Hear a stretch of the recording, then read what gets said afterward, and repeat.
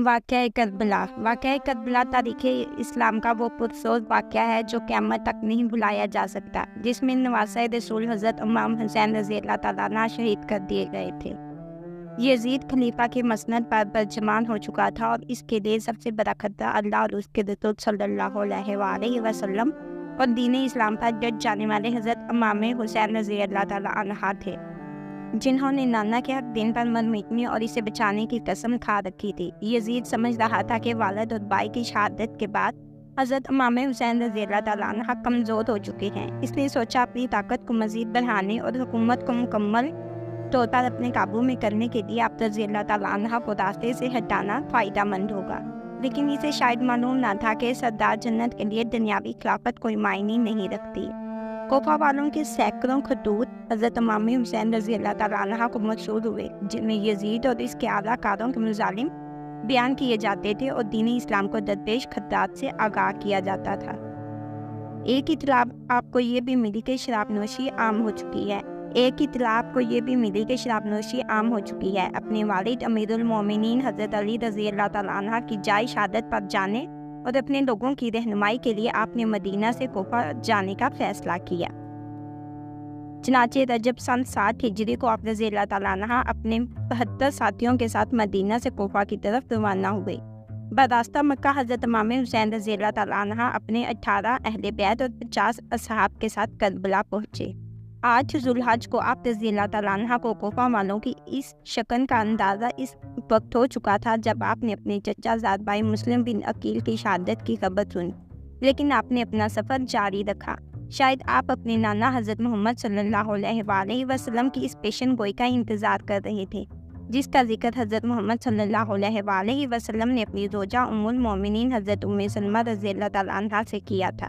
بخاری شریف کی روایت کے مطابق آپ نے ام سلمہ رضی اللہ تعالیٰ عنہ کو مٹی دی اور کہا تھا یہ کربلا کی مٹی ہے، جب یہ سرخ ہو جائے تو سمجھ لینا میرے جگر کا گوشہ اور میرے گھر کا پھول حسین ابن علی شہید کر دیا گیا ہے۔ حضرت امام حسین اہل بیت کے ہمراہ 2 محرم الحرام سن 61 ہجری کو کربلا پہنچے۔ بعض روایات میں آتا ہے کہ جب آپ کی سواری کربلا کے ریگستان میں پہنچی تو آپ کے گھوڑے پر ایک عجیب سی کیفیت طاری ہو گئی، جیسے وہ یہاں سے آپ کو لے کر دور بھاگنا چاہتا تھا۔ آپ نے پوچھا یہ کون سا مقام ہے تو معلوم ہوا یہ سرزمین کربلا ہے۔ آپ نے ارشاد فرمایا قافلوں کو یہاں روک دیا جائے، ہم یہیں پر قیام کریں گے۔ اصحاب نے آپ کے حکم کی تعمیل کی اور کربلا کی بنجر ریگستان میں خیمے لگا دیے۔ آپ نے آسمان کی طرف دیکھ کر اللہ سے دعا کی، اے اللہ میرے نانا کے دین کی حفاظت فرما اور اسے زندہ اور آباد رکھ۔ آپ کو اطلاع مل چکی تھی کہ آپ کے چچا زاد بھائی حضرت مسلم بن عقیل، جن کو آپ نے اپنا سفیر بنا کر کوفہ بھیجا تھا، وہاں کے حالات معلوم کر کے آپ کو خبر دی، ان کو انتہائی بے دردی کے ساتھ شہید کر دیا گیا ہے۔ کوفہ کے لوگ جو آپ کو بار بار خطوط بھیج رہے تھے، وہ کوفہ کے گورنر ابن زیاد کے خوف یا لالچ سے حضرت مسلم بن عقیل کو تنہا ہو چکے تھے اور وہ کوفہ کی گلیوں سے بالکل ناواقف تھے۔ ابن زیاد کے ایک سپہ سالار نے ان کو امان کا وعدہ دے کر گرفتار کیا اور بعد میں انہیں کوفہ کے محل کی چھت سے دھکا دے کر شہید کر دیا۔ اپنے چچا زاد بھائی کی شہادت کا صدمہ اور کوفہ والوں کی بے وفائی کا افسوس آپ کو آگے بڑھنے پر مجبور کر رہا تھا، اور مقصد اتنا بڑا تھا کہ آپ پیچھے ہٹ نہیں سکتے تھے۔ خیمے لگ چکے تھے اور ترتیب کچھ یوں تھی کہ سب سے آگے پہلا خیمہ حضرت عباس رضی اللہ تعالیٰ عنہ کا تھا۔ یہ ایسے شہید ہیں جو غازی کہلاتے ہیں۔ حضرت عباس حضرت علی رضی اللہ تعالیٰ عنہ کی دوسری بیوی ام البنین سے ہیں۔ حضرت عباس رضی اللہ تعالیٰ عنہ کربلا کے میدان میں حضرت امام حسین رضی اللہ تعالیٰ عنہ کی فوج کے علمدار تھے۔ یزیدی فوج 3 محرم الحرام کو امام حسین رضی اللہ تعالیٰ کی فوج کے راستے میں پڑاؤ ڈال چکی تھی۔ حالات کشیدگی کی طرف جا رہے تھے۔ حضرت امام حسین رضی اللہ تعالیٰ عنہ نے اپنے اصحاب اور اہل بیت کو اکٹھا کیا، پھر آپ نے فرمایا میں آپ سب لوگوں سے اپنی بیعت اٹھاتا ہوں، آپ آزاد ہیں، جانا چاہیں تو جا سکتے ہیں۔ سب نے کہا ہم آپ پر جان نثار کریں گے، اپنے خون کے آخری قطرے تک دین کے حق کے لیے لڑیں گے۔ لہٰذا اب 2 راستے تھے، یا واپس چلے جائیں یا حق پر رہتے ہوئے جنگ لڑیں، لیکن معلوم ہوا کہ واپسی کا راستہ یزیدی فوج بند کر چکی ہے، اب صرف جنگ تھی یا یزید کے ہاتھ پر بیعت تھی۔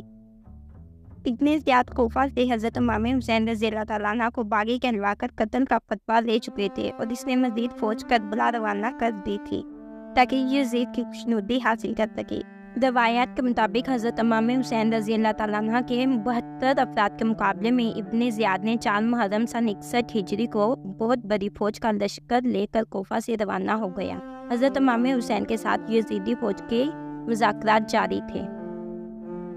7 محرم الحرام کو یزیدی فوج نے حضرت امام حسین رضی اللہ تعالیٰ عنہ کو پیغام بھیجا کہ آپ اپنے خیمے پانی کے قریب سے اٹھا لیں۔ حضرت امام حسین رضی اللہ تعالیٰ عنہ نے پانی بند کرنے کا یہ ظلم اس لیے برداشت کر لیا کہ حضرت امام حسین اور یزیدی فوج نے تنازع پانی کا کیا اور یہ جس پر لڑائی ہوئی۔ آپ نے ظلم برداشت کیا اور اپنے صحاب کے ساتھ خیموں کو پانی سے دور لے گئے۔ تپتے صحرا میں سب لوگ پانی کی پیاس سے تڑپنے لگے۔ لوگوں نے پانی کا تقاضا کیا، لیکن یزیدی فوج نے امام حسین رضی اللہ تعالیٰ عنہ پر پانی بند کر دیا۔ امام حسین رضی اللہ تعالیٰ عنہ کسی صورت میں بھی یزید کے ہاتھ پر بیعت کرنے کو تیار نہ تھے۔ آپ نے فرمایا، ہمارا راستہ چھوڑ دو، ہم کوفہ یا کہیں اور چلے جاتے ہیں۔ لیکن یزیدی فوج کسی بدقسمت جانور کی طرح طاقت کے نشے میں چور تھی۔ اس کے سربراہ نے کہا، 2 ہی راستے ہیں، آپ یا تو بیعت کر لیں یا جنگ کے لیے تیار ہو جائیں۔ بعض روایات کے مطابق 9 محرم الحرام کو یزید کی فوج میں مزید جنگجو شامل کر دیے گئے تھے، جو حضرت امام حسین رضی اللہ تعالیٰ عنہ کی فوج کے بہتر جانشینوں سے جنگ کرنے کربلا میں آئے تھے۔ 9 محرم الحرام کی رات حضرت امام حسین رضی اللہ تعالیٰ عنہ کو یقین ہو گیا کہ یزیدی فوج آپ کا خون بہانے کے در پر تھے۔ آپ نے اپنے تمام اصحاب اور اہل بیت کو اکٹھا کیا اور فرمایا، آپ میں سے جو جانا چاہے جا سکتا ہے۔ دشمن اپنے لیے جہنم خریدنا چاہتا ہے اور میری خواہش ہے میری نانا کی امت جہنم سے بچ جائے، لیکن وہ ہمارے خون کے پیاسے ہیں۔ روایات میں آتا ہے کہ حضرت امام حسین نے روشنی مدم کروا دی کہ اگر کوئی جانا چاہتا ہے تو چلا جائے۔ کچھ دیر بعد آپ نے اپنے باوفا بھائی اور ساتھی کو کہا، عباس روشنی بڑھا دو، یعنی حضرت امام حسین کو یقین تھا یہ میرا بھائی مجھے تنہا نہیں چھوڑے گا۔ 10 محرم الحرام کا سورج طلوع ہوا تو تمام اصحاب اور اہل بیت نے رات جاگ کر گزار دی تھی۔ سب لوگ پیاس سے نڈھال تھے۔ 7 محرم کی شام کو حضرت امام حسین کے حکم سے حضرت عباس چند افراد کے ساتھ یزیدی فوج کو دھکیلتے ہوئے فرات سے پانی کا مشکیزہ بھر کر لائے تھے، لیکن 10 محرم کو فوج کئی گنا بڑھ چکی تھی۔ حضرت امام حسین کی 4 سالہ بیٹی حضرت بی بی سکینہ پیاس سے نڈھال تھی۔ انہوں نے اپنے چچا حضرت عباس سے پانی کا تقاضا کیا۔ حضرت عباس بی بی سکینہ اور حضرت علی اصغر کے لیے پانی لینے نکلے۔ آپ کے ایک ہاتھ میں علم تھا اور دوسرے ہاتھ میں تلوار تھی۔ آپ نے مشکیزہ اپنی پشت پر لٹکایا اور حضرت امام حسین کی اجازت سے پانی لینے روانہ ہو گئے۔ یزیدی دشمن گھاٹ لگائے بیٹھے تھے۔ علی زادی کی ہیبت اتنی تھی کہ کوئی سامنے آنے کی جرات نہیں کرتا تھا۔ یزیدی فوج کو پیچھے دھکیلتے اور دوڑتے ہوئے حضرت عباس پانی تک پہنچ گئے۔ آپ نے مشکیزہ پانی سے بھرا اور گھوڑے پر اپنے سامنے رکھ لیا۔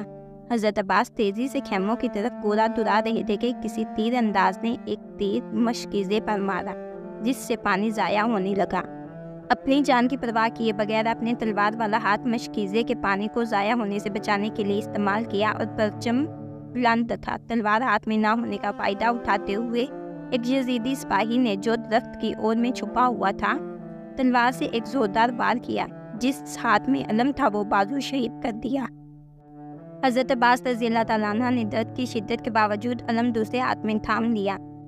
چند تیر مشکیزے پر لگے، پانی تیزی کے ساتھ ضائع ہونے لگا۔ اسی اثنا میں آپ کا دوسرا بازو بھی شہید کر دیا گیا۔ علی زادے کو بے دردی سے زخمی کر دیا گیا تھا اور آپ کے دونوں بازو شہید ہو چکے تھے، لیکن آپ ابھی زندہ تھے۔ شاید اسی نسبت سے آپ کو غازی کا لقب دیا جاتا ہے۔ ایک بدبخت نے پیچھے سے آپ کے سر مبارک پر برچھی کی ضرب لگائی اور آپ شہید ہو گئے۔